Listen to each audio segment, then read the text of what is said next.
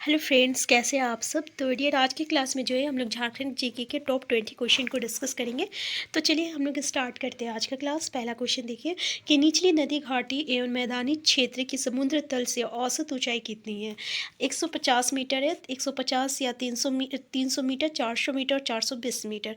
तो देखिए आंसर क्या हो जाएगा आपका। तो निचली नदी घाटी एवं मैदानी क्षेत्र की समुद्र तल से जो औसत ऊंचाई है ना, ये आपका 150 से लेकर 300 मीटर तक है। ठीक है, याद रखिएगा 150 से लेकर 300 मीटर तक है। ठीक है, और इस क्षेत्र में जो है राजमहल की पहाड़ी स्थित है। कौन, अगर पूछ दिया जाए कि इस क्षेत्र में कौन सा आता है, तो आपका राजमहल की पहाड़ी जो है आएगा। और केमूर जो है बिहार के पहाड़ी क्षेत्र का विस्तृत भाग है। ठीक है, केमूर।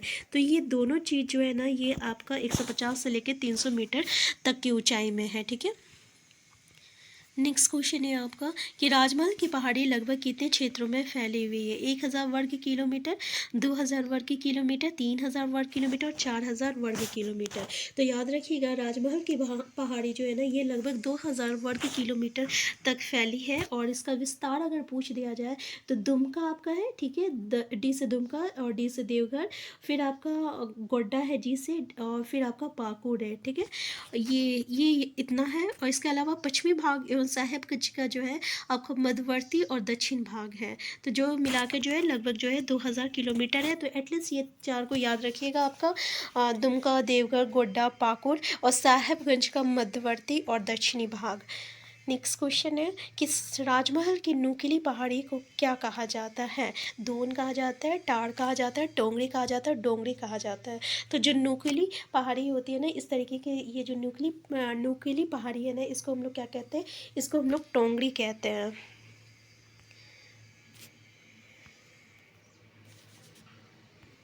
नेक्स्ट क्वेश्चन है राजमहल की गुंबद नुमा पहाड़ियों को कहते हैं। देखिए गुंबद नुमा जो पहाड़ी होती है ना, उसको हम लोग क्या कहते हैं, दोन कहते हैं, टाड़ कहते हैं, टोंगरी कहते हैं या डोंगरी कहते हैं। तो उसको हम लोग क्या कहते हैं, उसको हम लोग ना डोंगरी कहते हैं। ठीक है, देखिए निचली नदी घाटी और मैदानी क्षेत्र में जो है कहीं कहीं छोटी पहाड़ियाँ मिलती है, जो कि नुकीली पहाड़ियाँ और जो नुकीली पहाड़ियाँ मिलती है उसे टोंगरी कहते हैं। और जो आपका गुंबद नुमा पहाड़ियों को क्या कहते हैं हम लोग, डोंगरी कहते हैं। तो याद रखिएगा जो गुंबद नुमा पहाड़ी होती है ना, इसको हम लोग क्या कहते हैं, डोंगरी कहते हैं। नेक्स्ट क्वेश्चन है चाईबासा का मैदान झारखंड के किस धरातलीय स्वरूप का हिस्सा है। पाट क्षेत्र का है, रांची पठार का है, या हजारीबाग का पठार का है, या निचली नदी घाटी एवं मैदानी क्षेत्र। तो याद रखिएगा कि चाईबासा का मैदान जो है ना, ये झारखंड की निचली नदी घाटी एवं मैदानी क्षेत्र में आपका आता है। तो चाईबासा का मैदान झारखंड के किस धरातलीय स्वरूप का हिस्सा है, तो निचली नदी घाटी एवं मैदानी क्षेत्र का हिस्सा है। नेक्स्ट है झारखंड की एकमात्र नदी जो बरसाती नदी नहीं है और निम्न में से कौन है। दामोदर नदी, स्वर्णरेखा नदी, दक्षिण कोयल और शोण नदी। तो देखिए इसका आंसर क्या हो जाएगा। तो याद रखिएगा शोण नदी जो है ना, ये झारखंड की एकमात्र नदी ऐसी है जो कि आपका बरसाती नदी नहीं है। इसका मतलब क्या हुआ कि झारखंड की जो अधिकतर नदियाँ होती है ना, वो आपके बरसाती नदियाँ हैं। दूसरे शब्दों में अगर हम लोग कहें तो ये कह सकते हैं कि झारखंड की नदियाँ जो होती है ना, बरसात के महीने में ही पानी से भरा हुआ रहता है। इसके अलावा जब गर्मी आता है तो सूख जाता है। लेकिन ये जो सोन नदी है झारखंड का, ये एकमात्र नदी ऐसी है ना जो कि सालों भर बहती है। तो बरसाती नदी मतलब समझ में आ गया। नेक्स्ट क्वेश्चन है झारखंड के एकमात्र नदी जिसमें वर्षा ऋतु में नावें चला सकती है। सोन नदी, मोर नदी, दामोदर नदी, कोयल नदी। आंसर क्या होगा, तो याद रखिएगा आंसर बी हो जाएगा आपका, मोर नदी हो जाएगा। ठीक है ना, देखिए मोर नदी को ही हम लोग मयूराक्षी नदी भी कहते हैं। और मयूराक्षी नदी या मोर नदी ये एकमात्र नदी है झारखंड का जिसमें वर्षा ऋतु में नाव चलाई जाती है। ठीक है, ये याद रखिएगा। नेक्स्ट क्वेश्चन है प्रवाह की दिशा के अनुसार झारखंड की नदियों को कितने भागों में बांटा गया है। 2, 3, 4, 6। तो प्रवाह की दिशा के अनुसार जो है ना, झारखंड की नदियों को दो भागों में बांटा जाता है। और कौन कौन सा है, उत्तरवर्ती नदियाँ हैं, पूर्ववर्ती नदियाँ हैं। देखिए इस टॉपिक से रिलेटेड एक शॉर्ट ट्रिक हम लोग बनाए हुए हैं, जिसमें कि हम लोग ये आपका बहुत ही आसानी से उत्तरवर्ती नदियाँ में कौन कौन सी नदियाँ आती है और पूर्ववर्ती नदियाँ में कौन कौन सी नदियाँ आती है वो हम लोग डिस्कस किए हुए हैं शॉर्ट ट्रिक से, ठीक है। आंसर क्या हो जाएगा, आंसर ए हो जाएगा 2। नेक्स्ट क्वेश्चन है, नीन में से कौन झारखंड की उत्तरवर्ती नदियाँ नहीं हैं, दामोदर, स्वर्णरेखा, बराकर और इनमें सभी।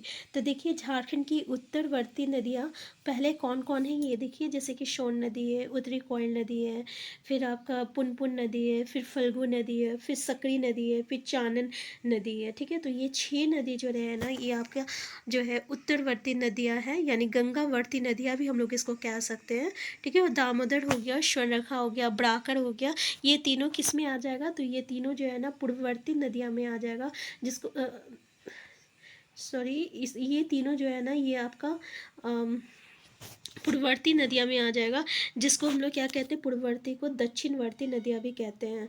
तो थोड़ा सा देख लीजिएगा, पूर्ववर्ती नदियाँ को दक्षिणवर्ती नदियाँ भी कहते हैं और उत्तरवर्ती नदियाँ को हम लोग गंगावर्ती नदियाँ कहते हैं, ठीक है।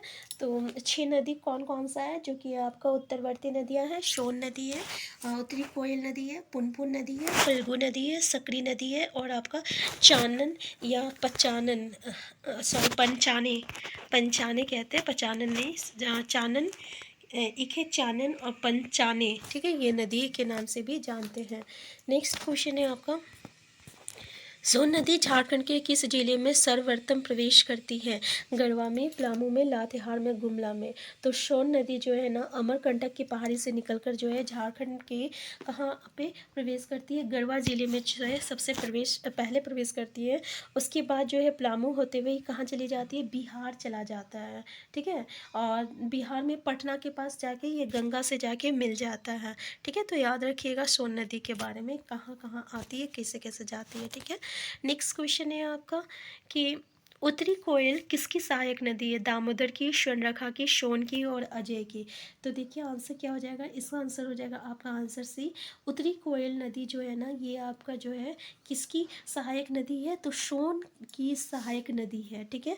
और कन्हर नदी भी जो है ना ये आपका उत्तरी कोयल की सहायक नदी है। तो कन्हर नदी और आपका जो है उत्तरी कोयल नदी जो है किसकी सहायक नदी है, तो सोन नदी की है, ठीक है।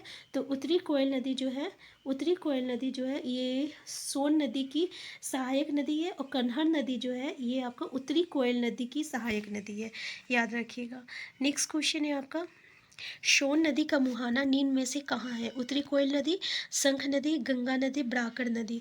तो देखिए सोन नदी का मुहाना जो है ना ये आपका कहाँ है, तो गंगा नदी में है, कहाँ है याद रखिएगा। अभी हम लोग डिस्कस किए थे ना सोन नदी के बारे में, क्या देखे थे कि सोन नदी जो है ये आपका अमरकंटक की पहाड़ी से निकलकर कहाँ आता है, झारखंड में कहाँ प्रवेश करता है, गढ़वा में, फिर आपका पलामू से होते हुए कहाँ जाता है, आपका बिहार में प्रवेश करता है और फिर बिहार में पटना के पास जाके गंगा नदी में मिल जाता है। आंसर क्या हो जाएगा, आंसर सी हो जाएगा। नेक्स्ट क्वेश्चन है आपका कि सोन नदी का अफवाह क्षेत्र झारखंड के कौन कौन से जिले में है। तो अभी हम लोग देखें ना वो पहले वो गढ़वा में एंटर कर रही थी, फिर गढ़वा से पलामू से होते हुए वो तो डायरेक्ट फिर कहाँ चला जा रहा है, पटना में चला जा रहा है। इसका मतलब 2 ही जिला है, पलामू और गढ़वा हो गया। नेक्स्ट क्वेश्चन है, नेक्स्ट क्वेश्चन है उत्तरी कोयल नदी का उद्गम स्थल नीन में से कहाँ है। तो देखिए उत्तरी कोयल नदी का उद्गम स्थल जो है कहाँ है, रांची पठार, टोरी, हजारीबाग पठार, चैनपुर। तो याद रखिएगा उत्तरी कोयल नदी का उद्गम स्थल जो है ये आपका रांची के पठार का मध्य भाग है, ठीक है, याद रखिएगा। नेक्स्ट क्वेश्चन है, यहाँ पे देखिए निम्नलिखित कथनों पे विचार करने के लिए बोल रहा है। पहला स्टेटमेंट तो ये है कि औरंगा एवं अमानत उत्तरी कोयल नदी की सहायक नदी है, ठीक है। दूसरा बोल रहा है उत्तरी कोयल नदी का अफवाह क्षेत्र जो है 12,800 वर्ग किलोमीटर है। तीसरा बोल रहा है उत्तरी कोयल नदी पलामू, गढ़वा और तथा लातेहार में बहती है। और चौथा बोल रहा है उत्तरी कोयल नदी का मुहाना जो है सोन नदी है। अभी हम लोग देखे थे उत्तरी कोयल नदी का मुहाना जो है सोन नदी है। तो अगर यहाँ पे देखा जाए तो कौन सा स्टेटमेंट गलत है, इसका जो अफवाह क्षेत्र है ना 12,000 नहीं है बल्कि 9,030 वर्ग किलोमीटर है, इसलिए हम लोग इस स्टेटमेंट को तो गलत कह सकते हैं, ठीक है। बाकी इसका मुहाना सोन नदी है, तो ये सही है। और इसका जो आपका किस किस जिला में बहती है, तो पलामू में, गढ़वा में, लातेहार में, ये भी बिल्कुल सही है। और औरंगा और अमानत जो है उत्तरी कोयल नदी की सहायक नदी है। तो देखिए, तो हम लोग का ए सही है, सी सही है, डी सही है। आंसर सी जो रहेगा ना, ये इसका करेक्ट आंसर हो जाएगा। नेक्स्ट क्वेश्चन है आपका, और ये लास्ट क्वेश्चन है आपका कि निम्न में से किस नदी घाटी क्षेत्रों में जलोढ़ निक्षेप से निर्मित संरचना पाई जाती है? गंगा घाटी क्षेत्र, शंख घाटी क्षेत्र, स्वर्णरेखा क्षेत्र और अजय नदी घाटी क्षेत्र। तो देखिए, जलोढ़ निक्षेप से निर्मित संरचना जो है कहाँ पाई जाती है? तो आपका ये जो है गंगा घाटी क्षेत्र और स्वर्णरेखा क्षेत्र जो है ना, यहाँ राजमहल के पूर्वी भाग में आपका गंगा घाटी क्षेत्र है और पश्चिमी भाग में जो है आपका स्वर्णरेखा क्षेत्र है, ठीक है। स्वर्णरेखा के निचली घाटी में जो है आपका जलोढ़ निक्षेप से निर्मित संरचना जो है पाई जाती है, इसलिए आंसर क्या हो जाएगा? आंसर आपका सी हो जाएगा, ठीक है। तो आज का क्लास हम यहीं तक रखते हैं। चैनल में नए हैं, चैनल को सब्सक्राइब कर लीजिएगा। वीडियो हेल्पफुल होगा तो लाइक शेयर करना मत भूलिएगा। Thank you.